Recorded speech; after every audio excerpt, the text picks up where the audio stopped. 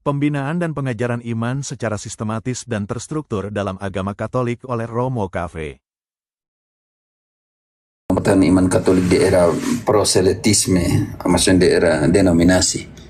Panduan visual dan taksi untuk memahami, mengidentifikasi, dan merespons sekte-sekte modern di lingkungan Anda. Ini dia prosesnya, itu pertumbuhan sekte. Ledakan sekte di Amerika Latin ambil sebagai pembanding, dan sekitarnya sebagian besar merupakan rencana yang diperhitungkan. Laporan historis seperti inisiatif Rockefeller dekade lalu coba membuat penelitian menunjukkan bahwa gereja Katolik dipandang sebagai kekuatan oposisi utama terhadap kepentingan asing karena gereja membangkitkan martabat masyarakat. Strateginya mendanai kelompok-kelompok baru untuk memecah belah dan menetralkan kekuatan gereja Katolik. Prosesnya seperti ini ya, peta ekosistem anatomi strategi pembelahan, kepentingan ekonomi dan politik asing berdasarkan laporan historis, menggunakan pendanaan masif jutaan dolar dengan cara seperti apa? Memecahkan gereja Katolik dalam ekspansi misionari sekte dan pembangunan kuil-kuil baru, mereka ya anggap saya kuil. Di situ.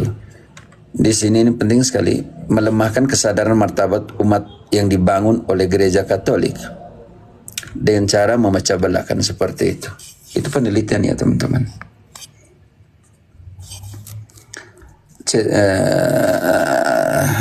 Ini kalau cetak biru itu Alkitab ya, data Alkitab itu saya cemas di situ. Supaya mereka semua menjadi satu dalam pengertian itu. Rencana keselamatan Allah itu semua orang menjadi satu. Tapi agama buatan manusia semua terpecah belah. Memecahkan yang perjuangan kesatuan ini dipecah belahkan oleh agama buatan manusia. Yesus Kristus menginginkan dan mendirikan hanya satu gereja. Mereka yang selama berabad-abad mencoba memperbaiki karya Tuhan dengan menciptakan agama-agama baru tidak sedang membangun kesatuan. Mereka secara aktif menghambat rencana keselamatan Allah dengan menaburkan perpecahan. Contoh kecil kita ambil sampel ya teman-teman. Matriks diagnostik. Kita pakai proses diagnostik. Contohnya kita ambil beberapa ini sebagai sampel ya. Tidak serekam teman-teman, yang lebih baik kan ada di Zoom untuk itu. Tradisi Gereja Katolik tahun 33, percaya Tritunggal ya, sumber kebenaran Alkitab dan Alkitab tradisi apostolik, taktik utama, metode utama, sakramen dan kesatuan gereja asli. Saksi Yehova abad ke-19, Tritunggal tidak percaya karena Yesus adalah malaikat, sumber kebenaran Alkitab yang diubah sendiri, taktik utama merasa paling suci anti transfusi darah. Mormon 1830 percaya Tritunggal tidak, bukan Kristen teologis. Kitab Mormon dan Alkitab mereka. Janji materi, agama dolar, berkunjung berpasangan. Makanya Mormon datang kunjung di Kolombia contohnya itu berpasangan. Pentekostas baru lahir abad ke-20. Ini Charles Parham 1906 ya. Percaya Tritunggal ada karena Pentekostas dibagi dalam 4 kategori: Pentekostas karismatik, Pentekostas unisitarian, Pentekostas historis, dan Pentekostas klasik. Yang terima Tritunggal, yang tidak terima Tritunggal itu namanya Pentekostas unisitarian. Sumber kebenaran hanya Alkitab tanpa tradisi, tanpa magisterium. Taktik utama di Pentekostas karismatik itu adalah emosi, nyanyian, penyembuhan ilahi. Itu taktik yang mereka pakai ya teman-teman. Profil anatomi kita bantu dulu saksi Yehova.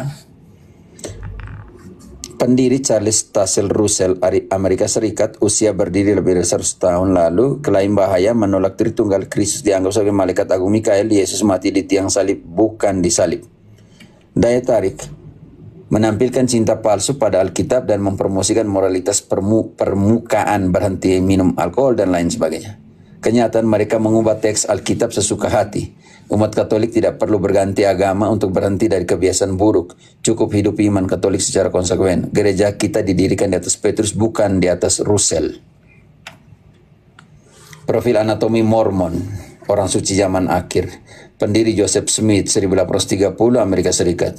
Semua sekte rata-rata sekarang berdiri di Amerika Serikat. Klaim bahaya, wahyu dari malaikat Moroni. lempengan emas, artinya menolak keilahian Kristus ditolak oleh Katolik dan oleh Protestan sebagai bukan Kristen, baptis orang mati. Itu Mormon ya. Daya tarik agama dolar, menawarkan hadiah dolar perjalanan Amerika Serikat, menawarkan masyarakat kelas bawah dengan janji kesejahteraan material, memiliki organisasi dan peternakan yang kuat, keyakinan fondasi teologis yang sangat miskin, lebih menyerupai fiksi ilmiah, mengklaim Yesus pergi ke Amerika Serikat setelah kebangkitannya tanpa bukti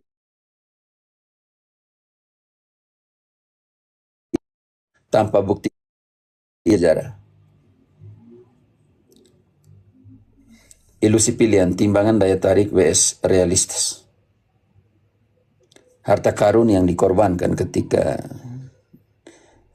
berpecah dari gereja Katolik, makanya Ekaristi di Kudus dihilangkan, 2000 tahun sejarah keselamatan dihilangkan, kepenuhan sakramen dihilangkan, kesatuan dengan Petrus dihilangkan. Sementara janji materi dolar Mormon, emosi ekstasi sementara Pentekostas karismatik, kesombongan moral saksi Yehova, anggap diri paling kudus. Akar masalah bukanlah keunggulan sekte, melainkan ketidaktahuan beragama umat Katolik. Mereka yang menyerang gereja seringkali adalah mereka yang tidak benar-benar mengenal atau menghidupi kedalaman iman mereka sendiri. Katolik yang pergi seperti itu tuh bilang saya mantan Katolik dan lain sebagainya. Lihat baik-baik.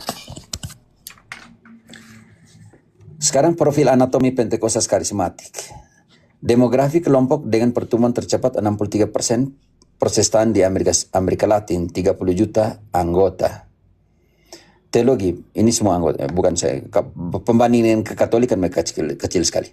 Teologi, percaya Tritunggal dan kehilangan Kristus. Dan kehilangan Kristus berbeda dengan Mormon saksi Yehova, kelemahan kritis, menolak tradisi suci, hanya mengandalkan Alkitab, sola Scriptura. Daya tarik dari Pentekostas karismatik ini, suasana gembira, nyanyian, penekanan pada penyembuhan, dan persaudaraan emosional berawal dari kerinduan pembaharuan spiritual. Kenyataan, proselitisme fanatik sangat tertutup dan secara aktif menyerang otoritas, budaya, gereja Katolik, mesti berbagi beberapa teologi dasar ya tentang Tritunggal dan semuanya.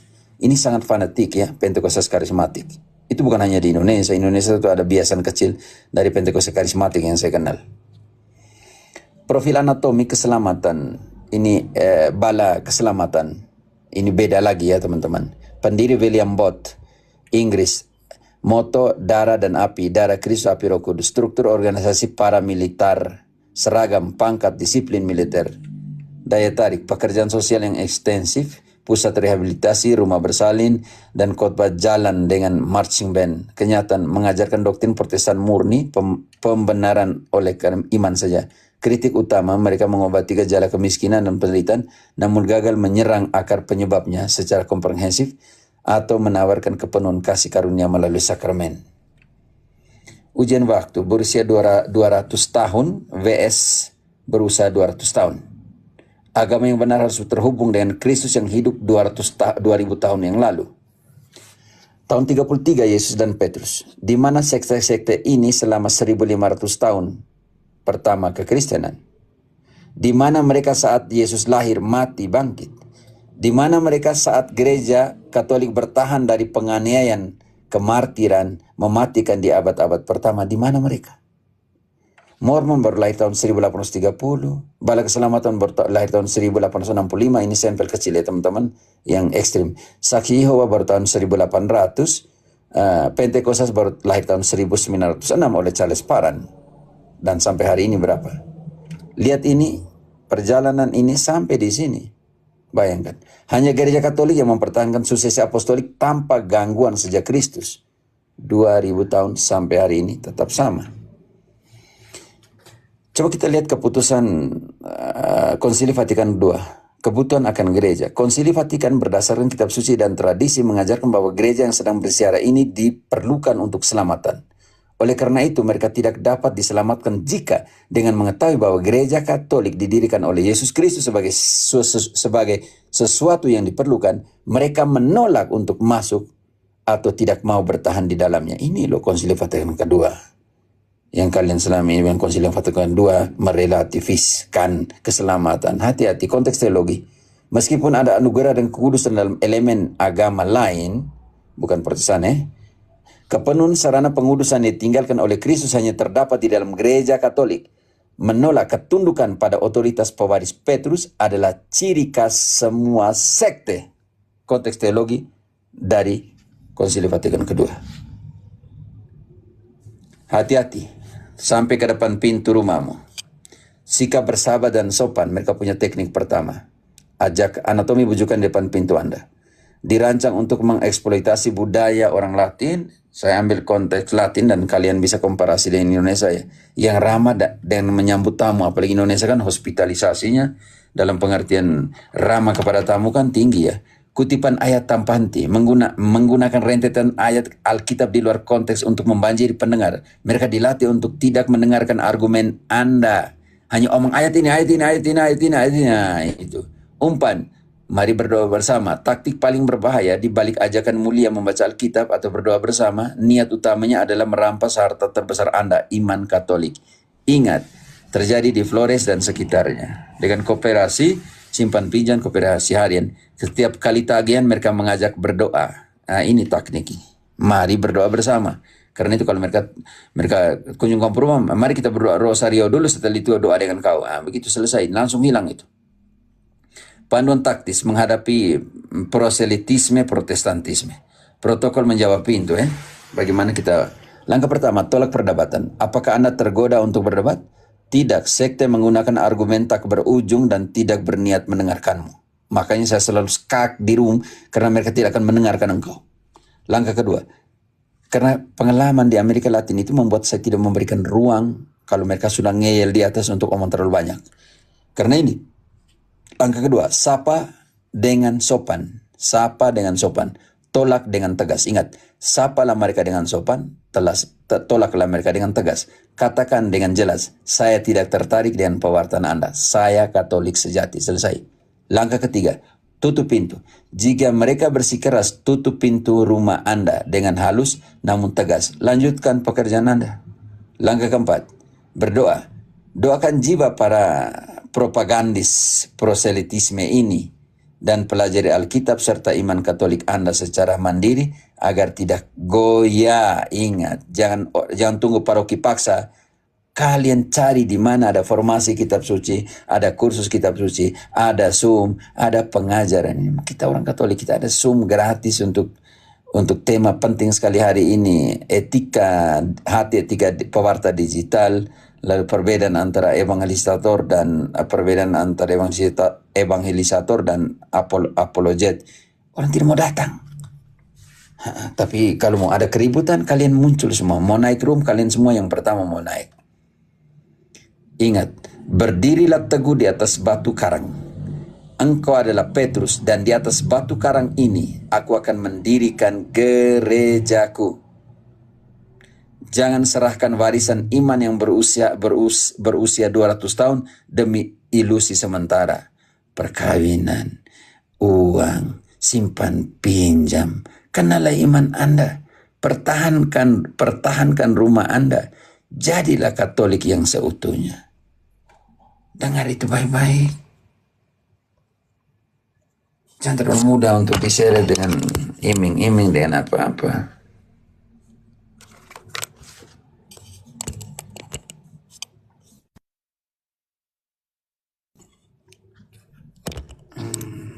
Begitu ya teman-teman. Jangan gampang terprovokasi. Seperti itu. Bayangkan. Diking ada masih omong tentang Bunda Maria Assunta. Masih ya. Saya jadi tidak masuk akal.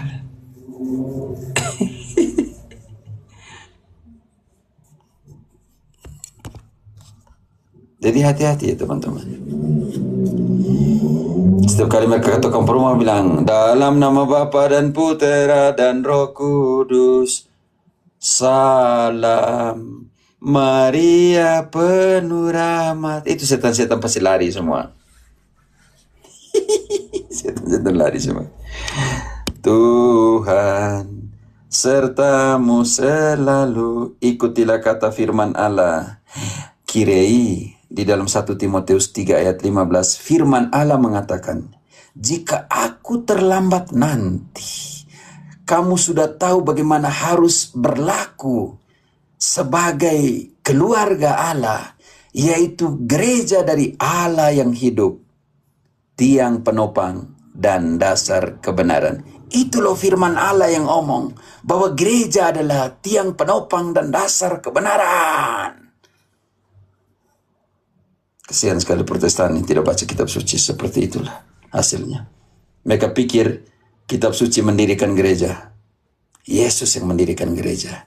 Di atas batu karang ini, engkaulah Petrus, aku akan mendirikan gerejaku. Kalau kalian mau mengerti dalam Yunani Koine, bilang begini, Petrus, tau tete Petra. Petrus, engkaulah Petrus. Dan di atas batu karang yang sama, Petra yang sama, Petrus yang sama, saya akan mendirikan gerejaku. Dan kuasa maut tidak akan bisa menghancurkannya. Begitu tuh.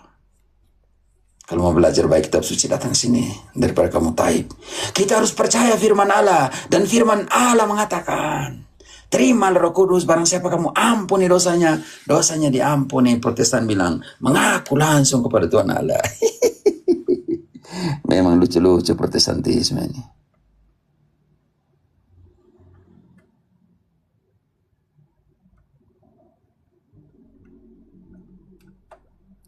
Salam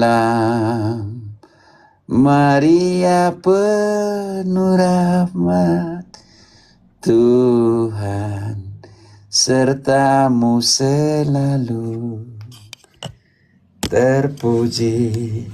Kalian mau lihat Protestan vs Injil. Injil omong lain, Protestan omong lain.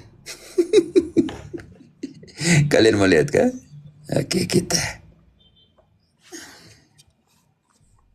Bukan saya omong, kita membandingkan Protestan omong, kitab suci omong. Mereka bilang kan, back to Bible. Sekarang kita mengembalikan mereka ke Bible yang sesungguhnya. Menggali Injil sepenuhnya, sebuah tinjauan biblis membandingkan pandangan Protestantisme dengan teks kitab suci sendiri. Ingat, Protestan disajikan dalam semangat persaudaraan, cinta kasih komunis, dan pencarian murni akan kebenaran. Contoh, bukan serangan melainkan undangan. Niat, tujuan presentasi ini untuk apa? Oke. Injil, kerangka 4 pilar kebenaran. Oke, kita belum masuk nih. Sekarang klaim umum. Pilar dinamika keselamatan. Klaim umum Protestan, sekali selamat tetap selamat. Saya tidak bisa kehilangan keselamatan. Referensi Roma 10 ayat 9. Jika mengaku dengan mulutmu dan percaya dengan hatimu bahwa Kristus adalah Tuhan, kamu akan diselamatkan. Teks Injil, tetapi siapa yang bertahan sampai akhir akan diselamatkan. Bukan siapa yang omong banyak di mulutnya, oke? Keselamatan hanya oleh iman, perbuatan tidak menyelamatkan. Efesus 2 ayat 8-9, tapi lupa baca ayat 10. Oke, kita lihat di sini. Bukan setiap orang berseru-seru, Tuhan, Tuhan akan masuk ke kerajaan surga, melainkan dia melakukan. Penghakiman terakhir berdasarkan pada perbuatan kasih sayang. Di manakah engkau ketika aku telanjang, di manakah engkau ketika aku lapar, dan lain sebagainya. Dibenarkan karena apa? Karena iman dan perbuatan. Intisari, keselamatan bukanlah status statis, melainkan proses dinamis yang menuntut ketekunan dan iman yang bekerja melalui kasih.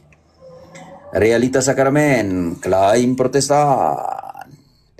Hanya simbol belaka sakramen. Realita roti kehidupan kekal. Dagingku adalah makanan yang benar dan darahku adalah minuman yang benar. Yohanes 6 ayat 55. Protestan bilang, klaim mengaku langsung kepada Tuhan, bukan manusia. Yesus bilang begini, di dalam Yohanes 20, 21, 23, terimalah Roh Kudus, barang siapa kamu ampuni dosanya, dosanya diampuni, dan barang siapa yang kamu tidak ampuni dosanya, dosanya diampuni. Jadi, Protestan versus Injil. Oleh, klaim, bayi tidak perlu, hanya dewasa yang dibaptis di sungai. Realitas kelahiran kembali, manusia harus dilahirkan dari roh, air dan roh. Jadi bayi bagi orang Protestan yang tidak mau baptis anak belum manusia. Roh turun bersama dengan air. Markus 1 ayat 10. Pokoknya mereka lawan sendiri kitab suci. Fondasi otoritas dan gereja. Klaim, jika tidak tertulis di Alkitab, itu tidak berharga. Tidak semua hal tertulis. Dunia tidak akan menampung semua kitab jika semua ditulis. Yohanes 12:25. Yesus memberitakan untuk berkhotbah 16. Berpegang teguhlah kepada ajaran yang kusampaikan kami sampaikan kepadamu oleh lisan dan tertulis. 2 Tesalonika 2:15. Paus adalah penemuan. Petrus sama dengan rasul yang lain. Petrus diberi kunci kerajaan surga.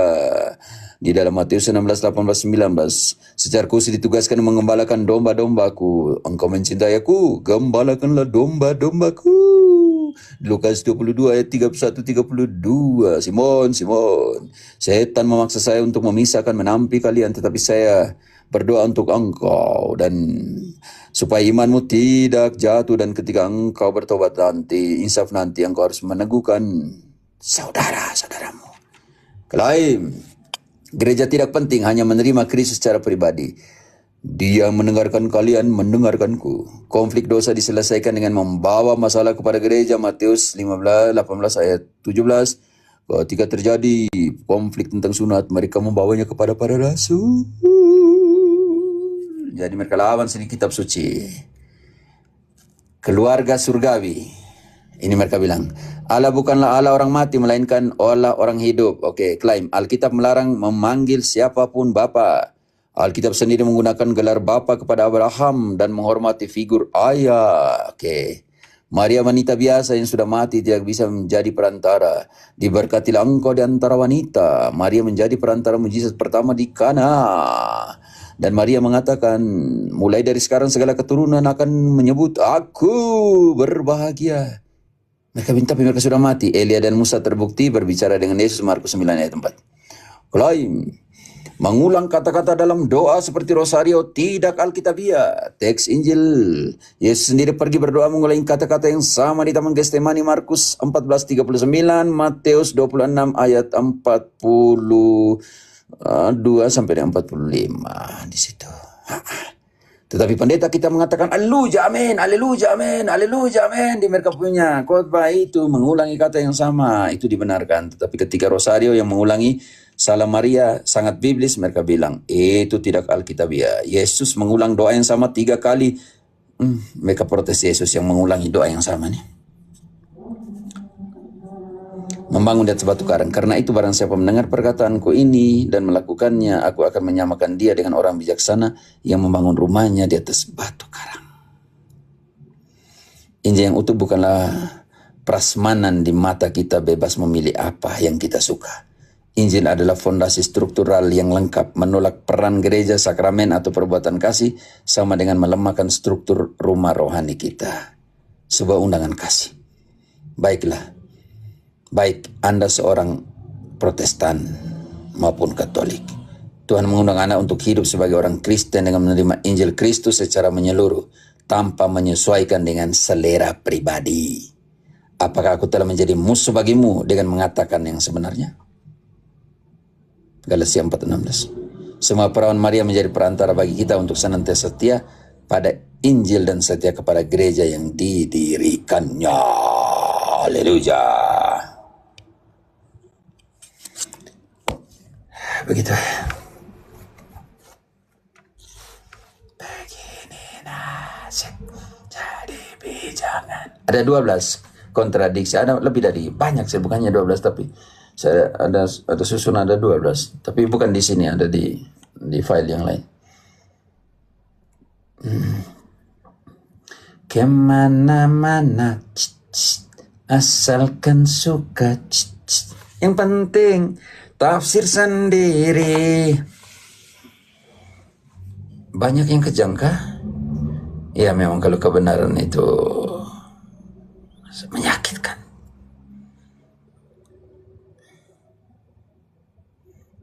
Romo, kalian tidak mau ke Zoom, saya mau kirim, saya tidak akan kirim di DM. Saya kirim setia kepada orang yang ikut Zoom, ya kita share langsung materinya. Kalian enak-enak saya minta di sini. Ikut Zoom untuk belajar tidak mau. Sama saya mau bagi di sini, kalian tidak mengerti penjelasan, tidak ada guna.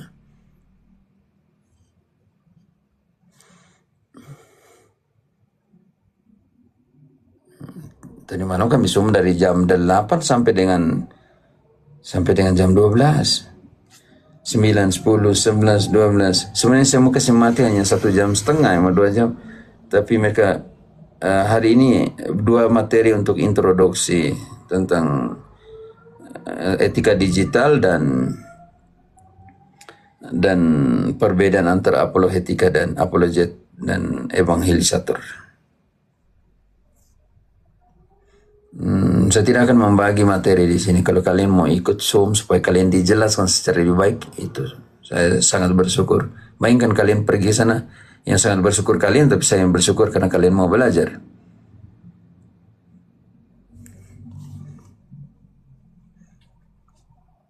So, linknya ada di VT.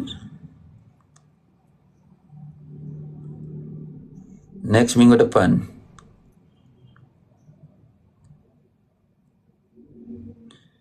Ada latihan korporatif persiapan kekal suster SSPS. Oke, latih sudah. Sama teman-teman, saya bagi materi tapi kalian tidak mengerti penjelasan, tidak ada guna. Karena di PowerPoint itu kata-kata kunci. Kalau kalian tidak ikut, tidak ada guna.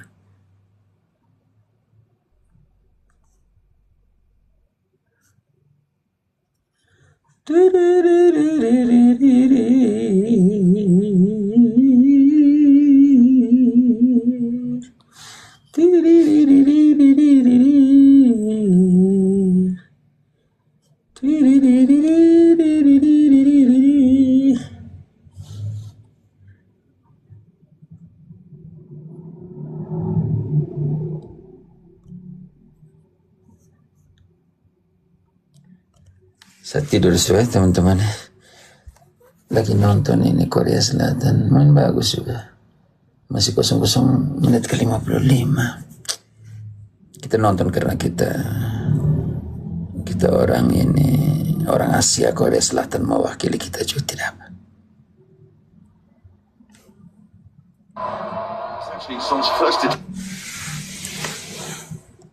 Kalian kerja sudah.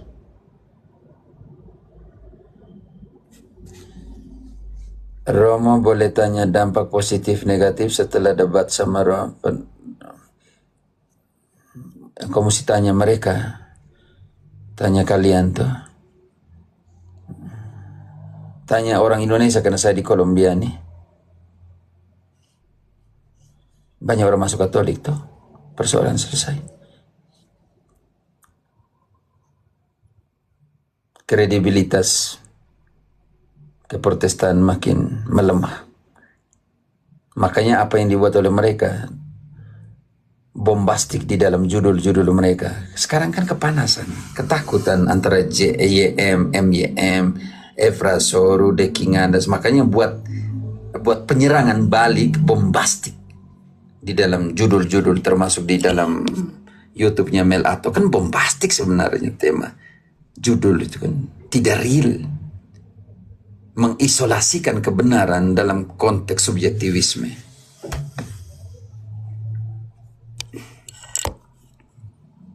Tema tadi bagus sekali hari ini, pewarta digital. Dan konsep 4 musim para pewarta dan para apologet. Luar biasa Vatikan Spanyol. Tidak mengerti pernyataan. Luar biasa Spanyol yang menerima paus, itu saya baru mengerti. Luar biasa Vatikan Spanyol. Vatikan ada di Roma, bukan di Spanyol. Korsel kemasuk 1 gol kah? Berarti saya punya ini sinyal lambat sekali kalau begitu. Ini masih 0-0 menit ke 57. Berarti TVRI lebih cepat lagi. Oh ini mungkin ini dibuang, ini mungkin gol langsung pasti. Oh ya gol, wih bagus sekali gol nih. Padahal buang nih. Wah, makanya lama mungkin 2 menit. Ya namanya internet nih, kalian langsung. Romo Meksiko. Romo Mex. Tidak saya Herodai.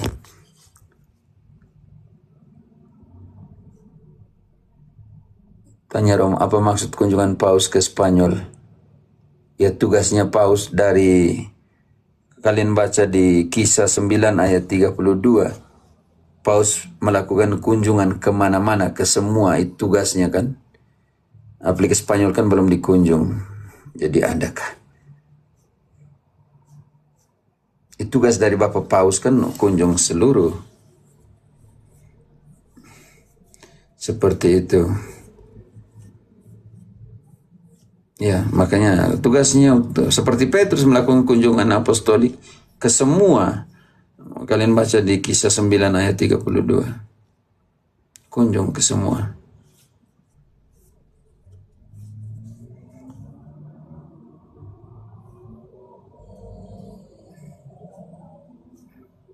Ada roti yang panas kah? Saya kasihan kalian, kenapa? Roma berarti waktu peresmian Basilika itu kan di IKN Paus bakal datang. Saya bukan duta Paus di Indonesia, saya tidak tahu. Dan itu harus permintaan dari KWI, dari kardinal, dan juga kalau namanya permintaan apostolik untuk dikunjung. Saya tidak yakin karena barusan dikunjung oleh Paus Fransiskus.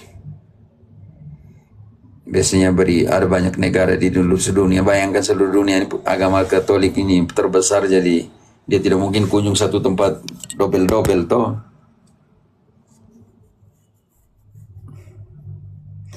Makanan pokok di Kolombia, orang Kolombia makan nasi, makan kentang, makan spaghetti.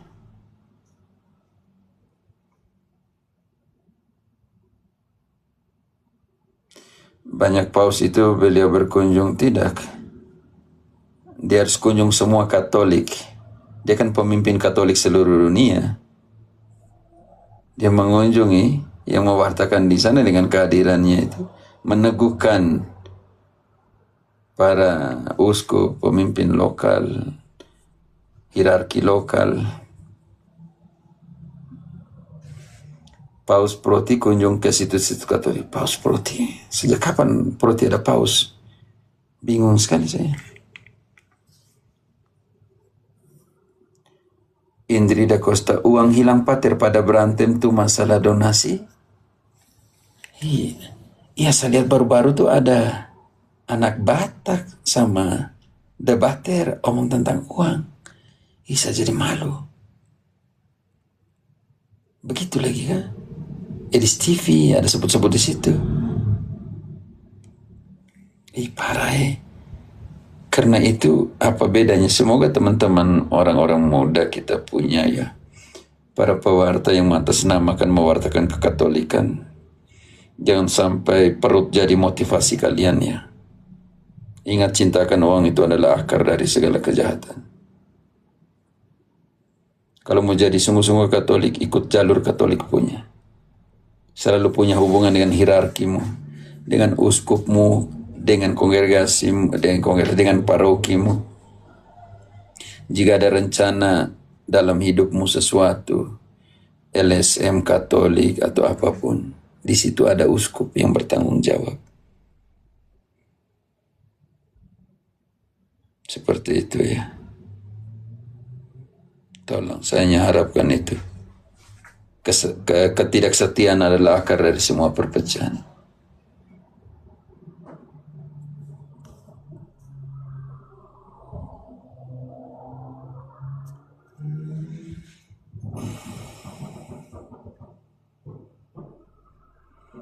Ya Ben, semoga Tuhan berkati anakmu, oke, menjaga dia.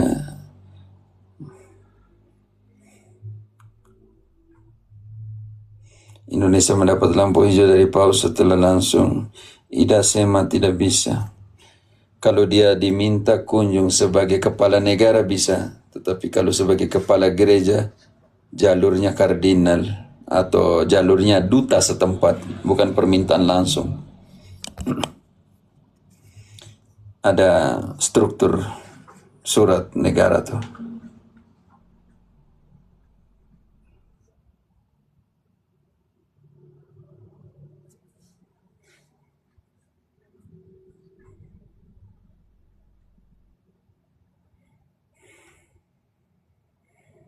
Tidak bisa langsung sampai yang kita basa-basi pergi minta, kau kunjung saya, tidak bisa. ini. Ada surat resmi, ada apa. Kan setelah permintaan begitu harus ada tembusan ke KBI, tembusan ke Duta Besar Indonesia dari Vatikan. Tidak main-main ya. Kalian lihat bagaimana kunjungan Paus ke Spanyol. Dalam sejarah Real Madrid tidak bisa memasukkan orang ke stadiumnya. Seperti yang orang pergi misa bersama dengan Paus.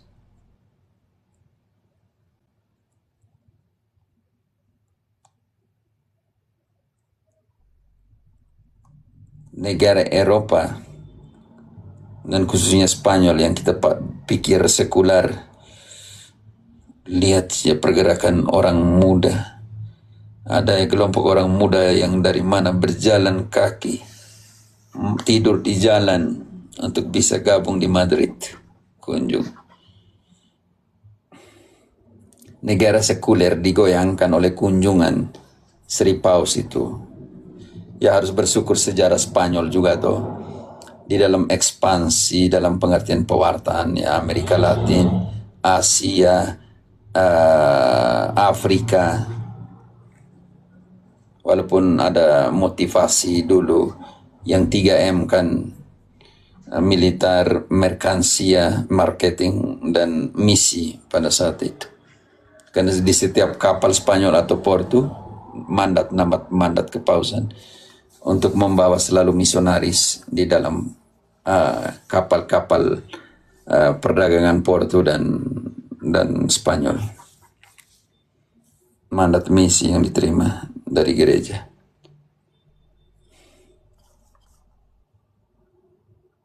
Sejak dulu setiap ada proyek pendapat Protestan tersandung hukum pasti rebutan cari donasi.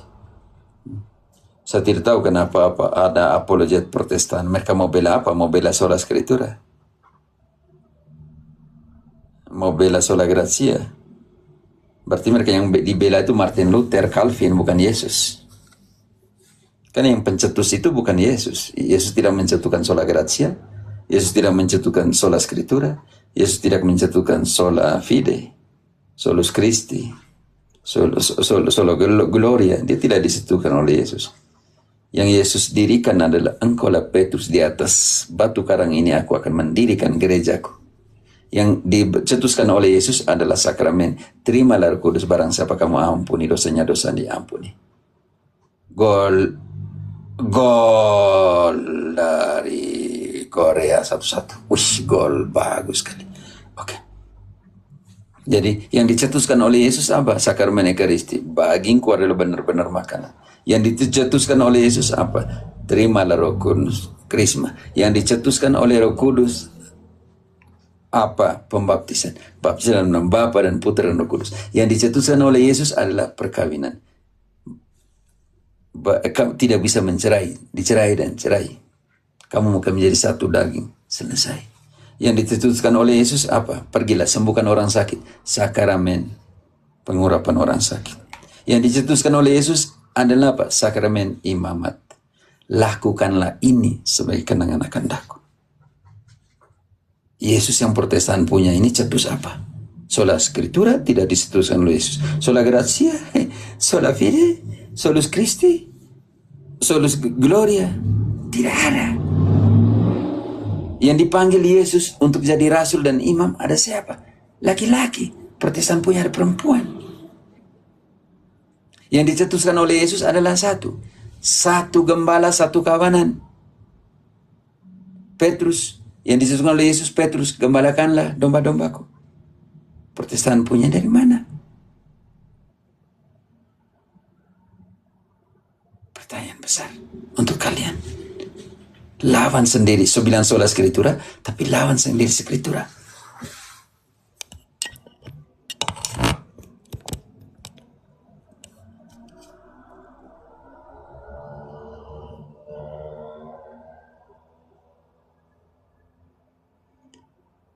Ada sola PowerPoint. Lawan tidak ada paus. Lalu saya lihat ada Indonesia, ada yang mau paus juga, ada tongkat dengan kepalanya Calvin.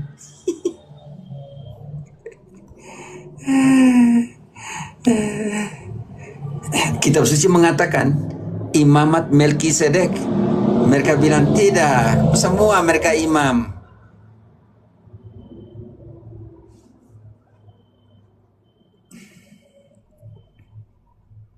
Dan ada pendeta yang mengatakan, kami pendeta adalah penghubung antara surga dan jemaat. Sejak kapan mereka pergi surga untuk omongin Tuhan Allah dan pulang kembali omongin mereka punya jemaat? Itu namanya penipuan dan pembodohan. Tidak ada dalam kitab suci. Tunjukkan satu ayat bahwa mereka punya suksesi iman kerasulan, suksesi pengajaran. Di mana ada suksesi pengajaran? Yang saya ulas skriptura, tunjukkan yang kitab suci di tangan. Di mana pendeta adalah penghubung antara surga dan jemaat? Mana ayatnya di King Adas? Kau jawab dulu itu sebelum kau kritik saya banyak. Mana ayatnya bahwa engkau adalah penghubung antara surga dan jemaat? Mana ayatnya, Efrasori, Yesus SD, SMP, dan SMA? Atau Amel Atok, mana ayatnya bahwa perpecahan denominasi karena dosa dan setan? Mana ayatnya?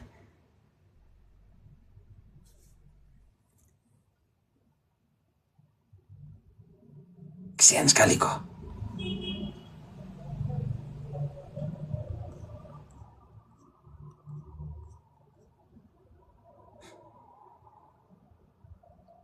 Apalagi ini Romo, selalu menyerang. Kau pikir nasihat kau pendeta? Kenapa selalu serang Katolik? Di sini kami beri hak jawab, Pak Leo, Napit. Kenapa kau tanya kau pendeta, kenapa serang Katolik? Kami sekarang beri hak jawab, kalian panas. Sampai di DM, panas semua. Tidak baik, kebenaran itu tidak pernah dibatasi, terisolasi.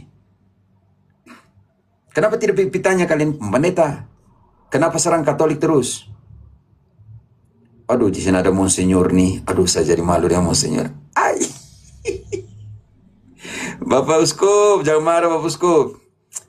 Bapak Uskup nih, kita nih. Aduh, kalau Bapak Uskup di sini nih. Ini Bapak ada Bapak Uskup di Wais. Katolik, sopan-sopan. Jangan marah-marah.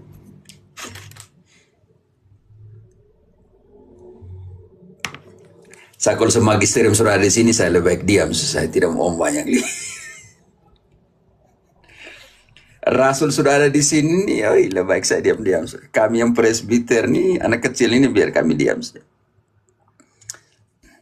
Ini kalau kesenaik Bapak Uskup di sini, kita pasti berharga sekali di sini ya pasti. Kalau Bapak Uskup naik dan untuk berkat kita kah Bapak Uskup?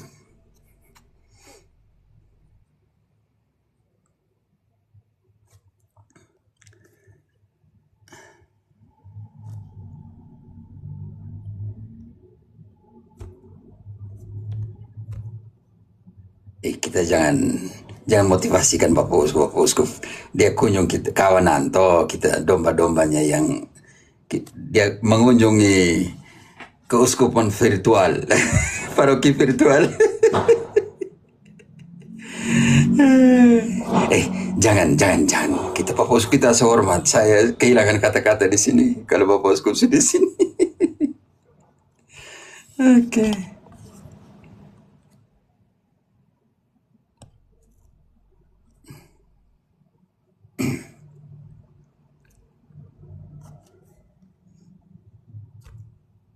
Jam 10:33 ini Bapak Uskup banyak sapa ini itulah keunggulan kalau Bapak Uskup lewat dimanapun kita yang domba-domba ini pasti karena itu bagian dari mandat Santo Paulus kepada para uskup di Kisah 20 ayat 28 selanjutnya. Jagalah kawanan yang Yesus menangkan dengan darahnya sendiri. Itu mandat kepada semua Bapak Uskup. Jadi kalau dia kunjung kita, itu penghormatan terbesar, penghargaan. Gitu, Yang mulia, terima kasih.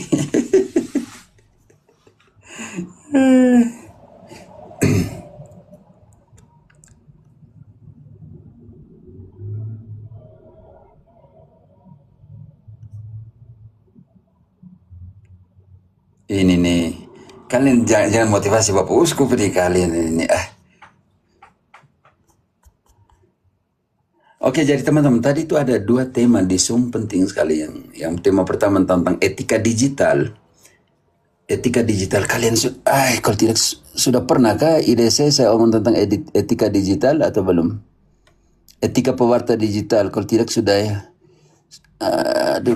Di mana? Sebentar. Ini bahan Zoom semua ya teman-teman. Semua ini bahan Zoom, bahan sekolah apologetika ya teman-teman. Edisi 2 kata tadi tidak introduksi. Ini semua bahan Zoom ya teman-teman. Banyak sekali ini. Semua ini Zoom ini ya. Sekolahnya ada sekitar lebih dari 50-an tema. Ini edisi 1 nanti mulai minggu depan ada 10 tema. Edisi 2 ini banyak sekali ya teman-teman. Sekitar hampir 20 tema dan introduksi hari ini dua introduksi untuk pengantar. Yang pertama ini etika digital.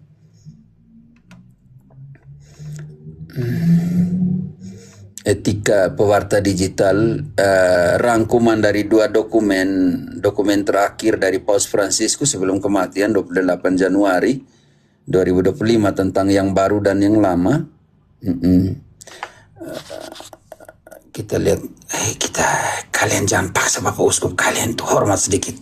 Mereka ini tidak menghormati Bapak Uskup nih.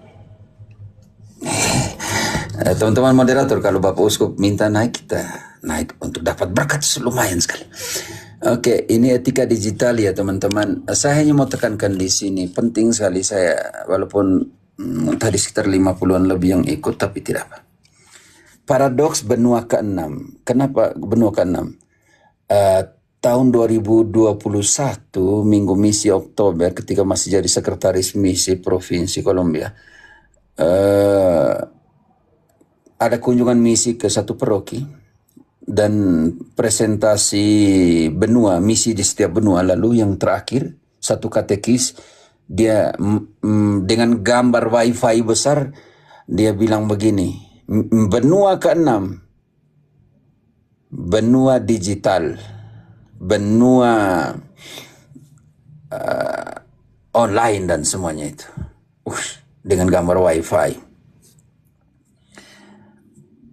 Akhirnya katekis dia bilang begini, kami awam ditinggalkan sendiri di benua ini. Pukulan terbang saya sebagai sekretaris misi waktu itu. Makanya mulai dari 2001 masuk dalam pergerakan digital secara lebih. Waktu sudah tetapi lebih kuat dalam pewartaan digital mulai dari tahun-tahun seperti itu. Oke. Jadi di dalam dunia maya ini ada paradoks benua ke-6 ya teman-teman. Antara terkoneksi namun terisolasi. Kita hidup di era di mana perangkat mendekatkan yang jauh dan menjauhkan yang dekat. Karena itu terkoneksi namun terisolasi.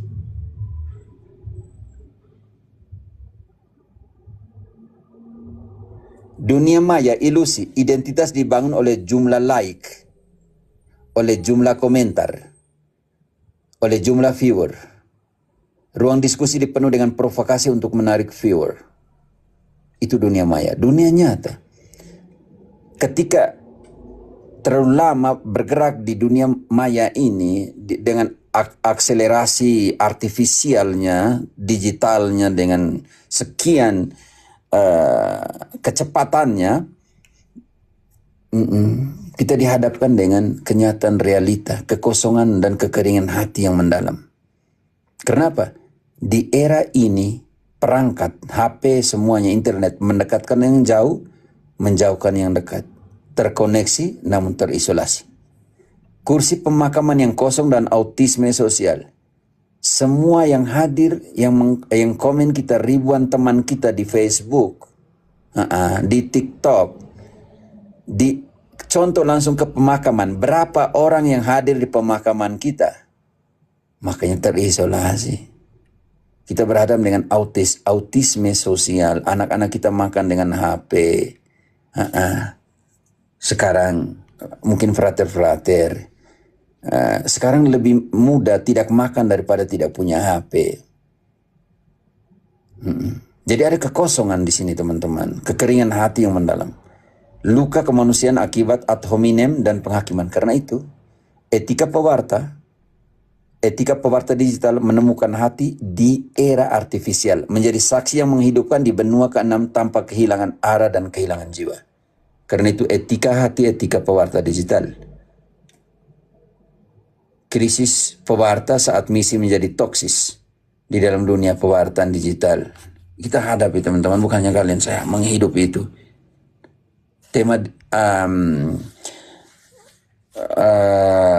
apologetika tekuni dari 2011. Jangkar harapan di tengah arus artifisial.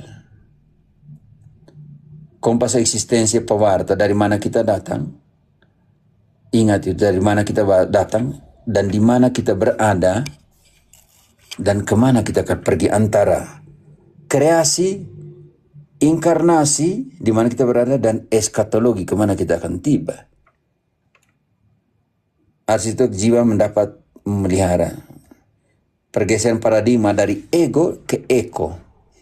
Ego bagaimana? Ego adalah memberi gaung. Sedangkan ego tidak memberi gaung. Dia di dalam dirinya sendiri, terisolasi, termanipulasi di dalam dirinya sendiri. Sedangkan pergeseran paradigma dalam dunia digital artifisial bukan ke egonya, melainkan ke ekonya. Jangan cemas sampai di mana kita akan tiba. Cemaslah bahwa dari setiap langkah kita meninggalkan jejak di mana orang lain akan ikut. Makanya bagaimana berjuang dalam ego digital kepada eko digital, meninggalkan jejak, menjadi gaung supaya orang lain ikut dalam persiaran hidup kita. Tadi juga di Zoom juga omong tentang siapakah kita di dunia maya. 4 akrotipe netizen, 4 tipe model netizen dan juga pewarta. Ada yang lalat, ada yang udang, ada yang lalat, ada yang salmon, ada yang lebah. Teman-teman yang telah dapat waktu ikut Zoom tadi, tolong kalian bahagi kepada sama saudara kalian, orang-orang muda OMK, tentang etika digital ini, oke? Etika hati dimulai, Paulus mengkonstruksi etika hati dalam 1 Timotius 1 ayat 5. Hati yang nasihat pewarta yang diberikan harus timbul dari hati yang murni, hati yang suci, hati nurani yang murni, iman yang tulus ikhlas, supaya nasihatmu itu menghidupkan. Di mana hatimu berada, di situ hartamu berharga. Jika engkau menaruh hati yang sakit, maka pewartaanmu akan menghasilkan penyakit. Ini model rumah kaca, kekudusan transparan, mengasah kapak etika tanggung jawab. Karena itu etika hati dan etika tanggung jawab itu dalam dunia pewartaan harus jalan sama-sama. Tujuan pewartaan memperkenalkan, bukan mengalahkan. Yang harus dihindari, yang harus dilakukan. Meninggalkan jejak bukan sekadar argumen. Cemaslah hanya jika langkahmu di dunia digital tidak meninggalkan jejak kasih yang bisa diikuti oleh orang lain menuju Bapa. Hiduplah sebagai gaung dari cintanya di dalam dunia digital. Oh, tema bagus sekali ya teman-teman. Tema ini, teman-teman tolong yang ikut Zoom hari ini 50-an itu, tolong kalian bagi. Dan bertahan ya 4 jam. Saya kaget di Zoom orang bertahan 4 jam, yang di sini yang sebagai introduksi hari ini untuk sekolah formasi apologetika minggu depan mulai. Di sini apologetika dan evangelisasi membangun, membela dan mewartakan iman di segala musim. Perbedaan antara apologetika, ini introduksi kecil, antara peran evangelisasi dan peran apologetika. 2 peran yang saling melengkapi. Evangelisasi mewartakan apa, menjawab apa itu, bagian dari teologi untuk menjawab apa itu iman, sedangkan apologetika bagian dari teologi untuk menjelaskan mengapa beriman yang diterima dari proses evangelisasi. 3 pilar keyakinan dari seorang pewarta dan seorang apologet dan seorang katekis harus memiliki 3 poin penting: notitia, assensus, fiducia. Teman-teman nanti akan dimuat di hasil dari Zoom, akan dimuat di Epifania. Ini proses penting sekali dalam yang harus dimiliki oleh seorang katekis, seorang katekis, seorang apologet, dan evangelisator. Bukan tentang aku melainkan kekuatan Injil. Kita berhadapan dengan realita. Selalu dikatakan argumenku, alasanku, aku melainkan kekuatan Injil melalui iman yang bekerja dalam kita. Itu yang kita lupa. Maka setiap kali debat selalu bilang menurut saya. Sudah kalau menurut saya buat apa lagi? Kita ambil contoh pendekatan Paulus di dalam berapologetika ya teman-teman. Pendekatan Paulus itu hebat sekali dalam pengertian ini. 8 prinsip emas dalam berapologetika, supaya teman-teman bisa mengerti sedikit. Selalu 3 landasan utama sang apologet. Oke. Terima kasih. Saya pikir ini yang pelan-pelan juga harus kita sebagai orang Katolik harus mempunyai basis dasar dan prinsip dasar bahwa kita semua ini berdosa. Kita ini semua orang buta, tetapi tolong jangan padamkan pelita firman yang ada di tanganmu. Seperti anekdot yang selalu katakan bahwa seorang buta menyalakan pelita di tengah malam dan semua tetangganya marah besar. Kamu kan buta, tidak ada guna pelita yang kau nyalakan di tengah malam, gulita. Lalu kata orang buta itu, saya ini buta, saya tidak perlu pelita. Tapi pelita yang saya nyalakan itu untuk kalian, supaya kalian melihat jalan yang benar. Kita semua berdosa. Imam juga berdosa, Bapak Uskup berdosa, Paus harus mengaku juga. Tetapi Katolik jangan berjuang memadamkan pelita firman yang kadang kita lihat dia berdosa, tapi dia sedang mewartakan. Bukan untuk dia, tapi untuk engkau, supaya bisa lihat yang benar, kebenaran firman seperti apa. Semoga kita Katolik saling dukung, bukan saling baku potong. Bukan saling kritik. Kalau kritik, tegurlah 4 mata. Ambil beberapa saksi.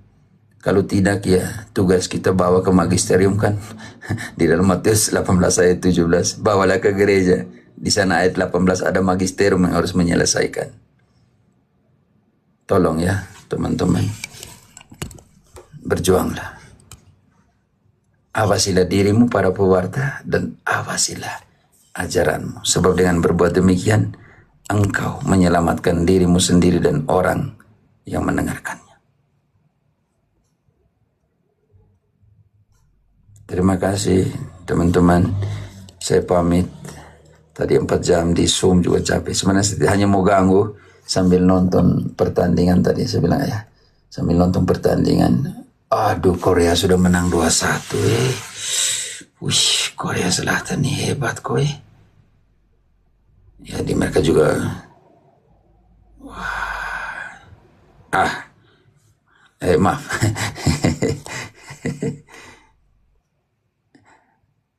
Aduh, Pastor. Aduh, Romo. Romo mau naik. Tapi Romo saya 10 menit mau tidur ya, Romo ya. Oke. Moderator bisa naikkan Romo. Romo Aloho Otoniel. Sembiring. Ini pasti orang Karo nih ya. Handian yang kau naik dengan orang Karo sama-sama itu.